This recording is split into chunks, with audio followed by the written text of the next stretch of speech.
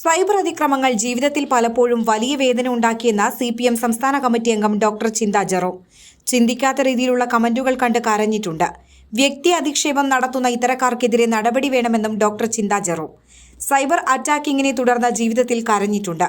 അഭിമന്യു കൊല ചെയ്യപ്പെട്ട വേളയിൽ ഒരു ഫേസ്ബുക്ക് പോസ്റ്റ് ഇട്ടിരുന്നു. സൗഹൃദം പൂക്കേണ്ട കലാലയങ്ങളിൽ ഇത്തരം സംഭവങ്ങൾ ഉണ്ടാകുന്നത് ദൗർഭാഗ്യകരമാണ്.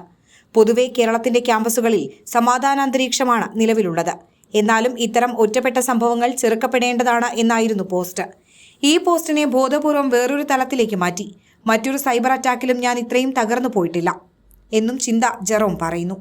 സമീപകാലത്ത് സമൂഹമാധ്യമങ്ങളിൽ ഏറ്റവും അധികം സൈബർ വേട്ടയ്ക്ക് വിധേയമാക്കപ്പെട്ടയാളാണ് CPM സംസ്ഥാന കമ്മിറ്റി അംഗം ഡോക്ടർ ചിന്ത ജെറോം. വിമർശനങ്ങൾ അതിരുവിട്ട് വ്യക്തിജീവിതത്തെ പോലും ബാധിച്ച നിരവധി സംഭവങ്ങൾ ഉണ്ടായിട്ടുണ്ടെന്ന് ചിന്ത ജെറോം പറഞ്ഞു. നമ്മളെ അറിയാത്ത ആളുകളല്ലേ ഇങ്ങനെ വിമർശിക്കുന്നത്? മുഖമില്ലാത്ത കൂട്ടങ്ങൾ, മുഖം മൂടി കൂട്ടങ്ങൾ. തകർന്നുപോയ പല പെൺകുട്ടികളെയും കണ്ടിട്ടുണ്ടെന്നും ചിന്ത പറയുന്നു. സൈബർ അതിക്രമങ്ങൾക്കിരയായിട്ടുള്ളവരുടെ ജീവിതം നേരിട്ട് കണ്ടിട്ടുണ്ടെന്നും ചിന്ത ജെറോം പറഞ്ഞു. സമൂഹ മാധ്യമങ്ങളിൽ മോശം പരാമർശം നടത്തിയവർക്കെതിരെ താൻ നിയമപോരാട്ടം നടത്തിയെന്നും അവർ വ്യക്തമാക്കി. വ്യക്തിപരമായ അധിക്ഷേപങ്ങൾ നടത്തിയാൽ എല്ലാവരും നിയമപോരാട്ടം നടത്തണമെന്നും ചിന്ത ജെറോം കൂട്ടിച്ചേർത്തു.